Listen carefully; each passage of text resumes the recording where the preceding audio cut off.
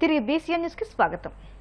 మహిళా రిజర్వేషన్ బిల్లుకు మద్దతుగా 2023లోనే జగన్ అసెంబ్లీలో తీర్మానం చేసి కేంద్రానికి పంపారని, అంతేకాకుండా 2019-24 మధ్య మహిళలకు 50% రిజర్వేషన్లు అమలు చేసి చూపించారని, కానీ రాబోయే రోజుల్లో స్థానిక సంస్థల ఎన్నికల్లో మహిళలకు తెలుగుదేశం పార్టీ 33% రిజర్వేషన్ ఇస్తుందని నారా లోకేష్ చెప్పడం హాస్యాస్పదంగా ఉందని వైసీపీ ఎంపీ తనుజా రాణి అన్నారు.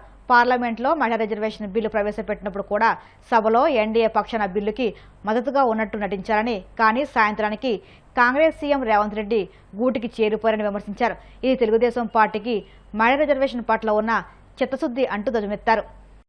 మొన్న జరిగిన మహానాడులోని లోకేష్ గారు కేంద్రంలో 33% రిజర్వేషన్ మహిళలకి, ఎమ్మెల్యేలకి, ఎంపీలకి ఇచ్చినా ఇవ్వకపోయినా కానీ ఈసారి తెలుగుదేశం పార్టీ ఖచ్చితంగా మహిళలకు 33% రిజర్వేషన్ ఇస్తామని చెప్పారు.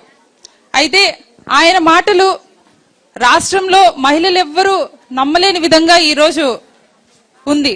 ఎందుకు ఈ మాట చెప్తున్నానంటే, సాక్షాత్తు పార్లమెంటు సాక్షిగా ఈరోజు మహానాడులో ఎవరైతే మహిళలు నిలబడి జగనన్న గురించి మాట్లాడారో ఆ మహిళలందరూ కూడా 33% రిజర్వేషన్ అనగానే పార్లమెంట్ గ్యాలరీకి వచ్చేసారు. 30 మందికి పైగా టీడీపీ మహిళలు కలుపుగట్టుగా వచ్చి మహిళా రిజర్వేషన్ బిల్లు ఎత్తేశారు. ఈ విషయాన్ని నేను ఎందుకు ఈ విధంగా చెప్తున్నానంటే, ఆ రోజు టీడీపీ బీజేపీతో అలయన్స్ ఉందని చెప్పి మనందరికీ తెలిసిందే. పొద్దున రిజర్వేషన్ బిల్లు, మహిళా రిజర్వేషన్ బిల్లు ఇలా ఇంట్రడ్యూస్ చేస్తున్నారు, దాని మీద డిస్కషన్ జరుగుతుంది అంటే ఇక్కడ నుండి ఆంధ్రప్రదేశ్ నుండి మహిళలందరూ కూడా కట్టగట్టుకొని వచ్చారు. అయితే ఉమెన్ ని సపోర్ట్ చేయడానికి ఇంతమంది వచ్చారేమో అనేసి అనుకున్నాం మేమందరూ. కానీ సాయంత్రం అయ్యేసరికి తెలంగాణ చీఫ్ మినిస్టర్ డిన్నర్ కి పిలిచారు, పార్టీ ఇస్తున్నారు అనేసరికి మహిళలందరూ అక్కడికి వెళ్ళిపోయారు. అంటే తెలుగుదేశం పార్టీ నోటితో మాత్రం బిల్లుని సపోర్ట్ చేస్తుంది, చేతల్లో మాత్రం కాంగ్రెస్ తో కలిసిపోయిందని స్పష్టంగా తెలుస్తుంది. అయితే ఈరోజు ఎమ్మెల్యేలని, ఎంపీలకి 33% రిజర్వేషన్ ఇస్తారో లేదో కానీ రానున్న రోజుల్లో స్థానిక ఎలక్షన్ లో ఇస్తుందో లేదో మనందరం వేచి చూడాల్సిందే. ఈ రోజు వైఎస్ఆర్ కాంగ్రెస్ పార్టీ మహిళలందరూ కూడా మనం ఇంత చక్కగా ఈ సమావేశానికి రావడం, నిజంగా నేను ఇది ఫస్ట్ టైం చూడడం, ఇలా అందరూ కలిసికట్టుగా ఉండడం నాకు నిజంగా చాలా సంతోషంగా ఉంది. ఇంతకు ముందు చాలా మీటింగ్స్ కి నేను వచ్చాను, కానీ ఈ రోజు మాత్రం చాలా కలర్ఫుల్ గా ఉంది. అయితే ఈ 50% రిజర్వేషన్ అన్నది 2011లోనే బిల్ పాస్ అయినప్పటికీ 2014 నుండి 19 వరకు తెలుగుదేశం పార్టీ అధికారంలో ఉన్నా కూడా దాన్ని ఇంప్లిమెంట్ చేయలేక ఫెయిల్యూర్ అయ్యారు. అయితే జగన్మోహన్ రెడ్డి గారు అధికారంలోకి వచ్చిన తర్వాత first time in the history of Andhra Pradesh ఒక ఎస్సీ మహిళకు కేబినెట్ స్థానం అందించి హోమ్ మినిస్టర్ చేశారు. First time in the history of Andhra Pradesh ఒక ఎస్టీ మహిళకు డిప్యూటీ సీఎం ని చేశారు.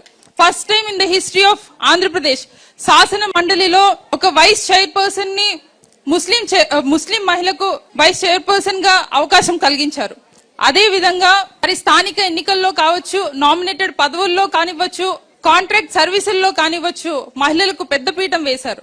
ఈ రోజు అదే విధంగా జగనన్న అధికారంలోకి వచ్చిన తర్వాత వాలంటీర్ పోస్టుల్లో కూడా దాదాపు 57 నుండి 60% మహిళలకే అవకాశం కలిగించారు. అయితే ఈ రోజు తండ్రి ముఖ్యమంత్రిగా ఉన్న, తనయుడు మంత్రిగా ఉన్నా కూడా కేవలం 33% అని చెప్పడం జరిగింది. జగనన్న 50% రిజర్వేషన్ ఇస్తాము అన్నప్పుడు ఈ తల్లిదండ్రులు ఇద్దరు పడుకున్నారా అని చెప్పి, లేకపోతే ఎక్కడైనా దాక్కున్నారా అని చెప్పి ఈ సందర్భంగా ప్రశ్నిస్తున్నాను. ఈ రోజు జగనన్న 50% ఇచ్చిన తర్వాత మేల్కొని మేము 33% రిజర్వేషన్ ఇస్తాము అని చెప్పడం జరిగింది. ఒక్కసారి మీ చరిత్ర మీరు చూసుకుంటే మీ వ్యాఖ్యల్లో ఆడపిల్లగా ఎవరైనా పుడతారా అన్న చెప్పి వ్యాఖ్యలు కూడా మీరు గుర్తు చేసుకోవాలని చెప్పి ఈ సందర్భంగా తెలియజేస్తున్నాను. అట్లాంటి రెస్పెక్ట్ ఒక ఉమెన్ కి ఇచ్చి ఈ రోజు ఉమెన్ కి పెద్దపీట వేస్తాము, గౌరవం ఇస్తాము, ఈక్వల్ ఇంపార్టెన్స్ ఇస్తాము అని చెప్తే రాష్ట్రంలో వినడానికి ఎవ్వరూ లేరని చెప్పి ఈ సందర్భంగా తెలియజేస్తున్నాను. అదే విధంగా మరి ఇవన్నీ చెప్పిన మాటలన్నీ కూడా ఎన్నికల కమిషన్ అధికారికంగా నిర్వహిస్తున్న స్పెషల్ ఇంటెన్సివ్ రివిజన్ ప్రక్రియపై వైసీపీ గుంటూరు నియోజకవర్గ బూత్ స్థాయి ఏజెంట్లు, నాయకులు అప్రమత్తంగా ఉండాలని పార్టీ నేతలు పిలుపునిచ్చారు. ఏలూరు జిల్లా గణపవరం కేవీపీ హాల్లో ఉంగుటూరు నియోజకవర్గంలోని 4 మండలాలు బిఎల్ఏలు పార్టీ ముఖ్య నాయకులు కార్యకర్తలకు ఎస్ఐఆర్పై అవగాహన కార్యక్రమం నిర్వహించారు. ఉంగుటూరు పార్టీ ఇన్ఛార్జ్ మాజీ ఎమ్మెల్యే పుప్పాల వాసుబాబు, వంక రవీంద్రనాథ్, దూర నాగేశ్వరరావులు మాట్లాడుతూ ఎస్ఐఆర్ కార్యక్రమాన్ని అడ్డం పెట్టుకుని వైసీపీ సానుభూతి పరులు, మద్దతుదారులు, అభిమానులు ఓట్ల తొలగింపునకు సీఎం చంద్రబాబు కుట్రలు చేస్తున్నారని, ఆ కుట్రలు సమర్థవంతంగా తిప్పికొట్టాలని పిలుపునిచ్చారు. స్థానిక ఎన్నికలు వస్తుంది. పంచాయతీ మొన్న అయిపోయిన టైంకి తెలుసు. లాస్ట్ మంత్ లో పంచాయతీ ఎన్నికలు అయిపోయినాయి. ప్రభుత్వంలో ఎలక్షన్ పెట్టాల. కారణం ఏంటంటే ఈ ఏరివేతలన్నీ చేసి వాళ్ళకి కావాల్సిన ఓట్లు ఉంచుకుని మళ్ళాంటి ఓట్లనే మనకి వ్యతిరేకంగా వాళ్ళ ఓట్లన్నీ ఎక్కువ తొలగించేసి ఎక్కువ స్థానాలు సంపాదించడం కోసం ఈ ఏరివేత కార్యక్రమం అయిపోయిన తర్వాత చేద్దారు ఉద్దేశంతో ఏదో ఎన్నికలు పెట్టకుండా స్పెషల్ ఆఫీసర్లు వేసింది. రేపు పొద్దున మళ్ళీ ఎంపీటీసీల పదవి కాలం ఆగస్టు సెప్టెంబర్లో ఎంపీటీసీల పదవి కాలం అయిపోతుంది. ఎంపీపీలు జెడ్పీటీసీలు అయిపోతాయి. దాని కూడా వాళ్ళకి నెలకి ఎంటేస్తారు. జనవరి దాకా ఎంటేస్తారు. ఫిబ్రవరి జనవరి నాడుకో లేకపోతే డిసెంబర్ నాడు కొత్త ఓటర్ లిస్ట్ తయారవుతుంది ఫ్రెష్గా. లాస్ట్ ఒకసారి మనం కొంచెం కిందకి వెళ్ళాలి. అంటే మొన్న ఎలక్షన్ జరిగినాయి, 2 నెలల కింద ఎలక్షన్ జరిగినాయి. తమిళనాడు, మళ్ళీ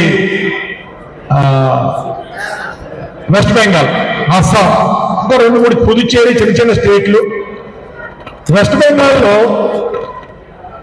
మమతా బెనర్జీ అక్కడ 2-3 ట్రిప్పుల నుంచి ఆవిడ ముఖ్యమంత్రిగా ఉండడం జరిగింది. అక్కడ ఏదైనా బాగా వేయాలని చెప్పి ఈరోజు ఈ సర్నే పేరు చెప్పి సుమారు 92 లక్షల ఓట్లు అక్కడ తొలగించడం జరిగింది. 92 లక్షల ఓట్లు. తర్వాత వాళ్ళన్నీ సబ్మిట్ చేశారు. కాగితాలన్నీ ఇచ్చి, అంటే కావాల్సినటువంటి నా ఓటు ఉంది, నా తండ్రి ఓటు ఉంది, పిల్లలకి తీశారు. సపోజ్ ఆ ఓట్లు సంబంధించిన కాగితాలన్నీ ఇచ్చిన సుమారు 25 లక్షల మంది ఓట్లు తిరిగి జాయిన్ చేయడం కోసం సబ్మిట్ చేస్తే కనీసం ఒక ఓటు కూడా జాయిన్ చేయలేదు. ఆవిడ ఓడిపోయింది కేవలం 15 లక్షల ఓట్ల తేడాతో ఓడిపోయింది. మొత్తం పదవి ముఖ్యమంత్రి పీఠం చెదిరిపోయింది కేవలం 15 లక్షల ఓట్ల తేడాలో. లేపేసింది 92 లక్షల ఓట్లు. జాయిన్ అవ్వకుండా చేసింది ఏమో 25 లక్షల ఓట్లు. ఓడిపోయింది 15 లక్షల ఓట్లు డిఫరెన్స్ లో ఓడిపోయింది. ఇది సర్ర అంటే.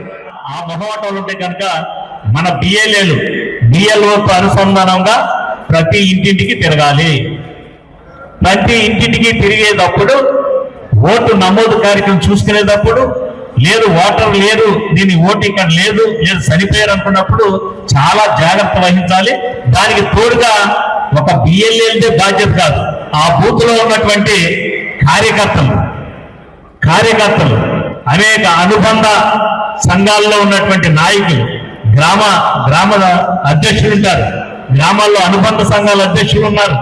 అనేక రకంగా వారందరూ కూడా ఆ బూత్ లెవెల్ ఏజెంట్ కి సహకరించి వారితో పాటు ఈ సవరణ కార్యక్రమం జరిగేటువంటి నెల రోజులు కూడా ప్రత్యేకంగా వారితో ఉండి పనిచేయాలి.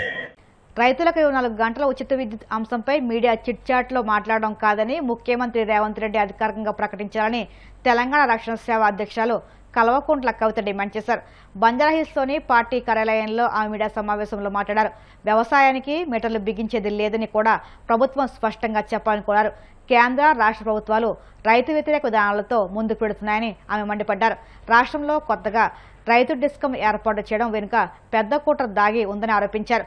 ఈ పేరుతో మిగిలిన 2 డిస్కంలను ప్రైవేటుపరం చేసేందుకు ప్రభుత్వం ప్రయత్నిస్తుందని విమర్శించారు. ఎవరు కూడా ప్రజలతో ప్రత్యక్షంగా మాట్లాడలేదు. ఈ అన్ని అంశాలు మేము లేవనెత్తిన తర్వాత నిన్న ముఖ్యమంత్రి గారు చాలా తీరిక చేసుకొని 1.5 గంటల సేపు ప్రెస్ మిత్రులతోని చిట్ చాట్లో అనేక విషయాలు చెప్పినట్టుగా ఇలా పత్రికల ద్వారా తెలిసింది.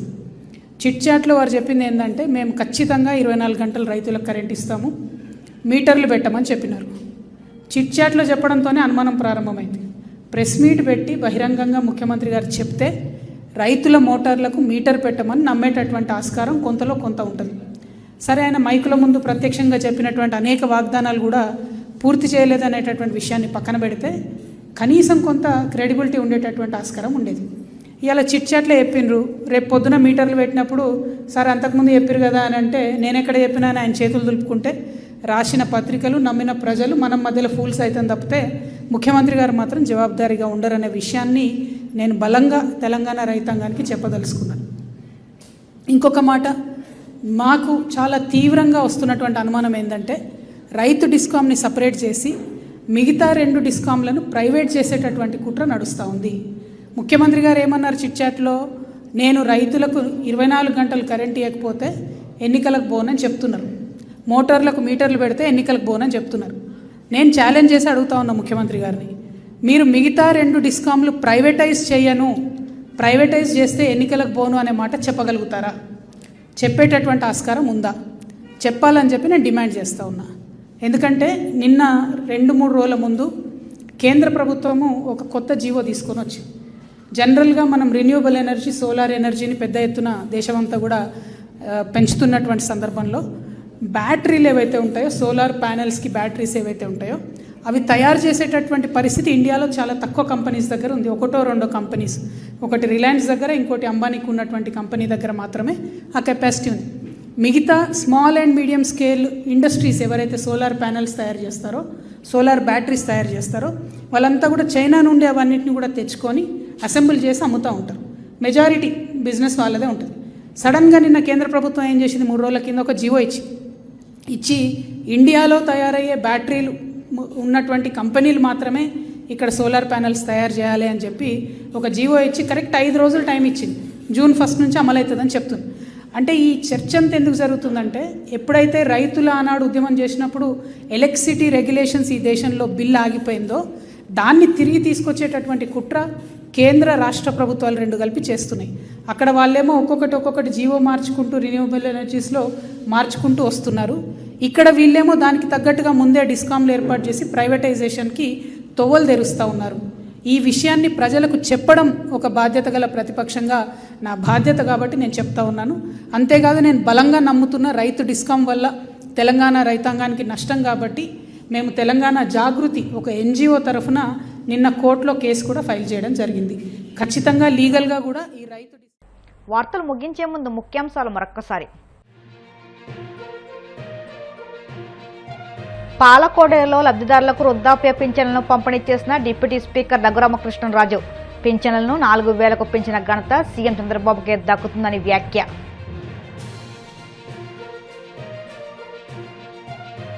పోలీసులపై దాడులు సహించమన్న హోంమంత్రి అనిత.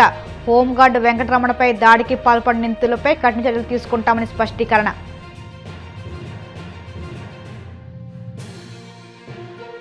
మహిళలకు తెలుగుదేశం పార్టీ 33% రిజర్వేషన్ ఇస్తుందని నారా లోకేష్ చెప్పడం హాస్యాస్పదంగా ఉంది. విమర్శలు గుప్పించిన వైసీపీ ఎంపీ తనూజారాణి.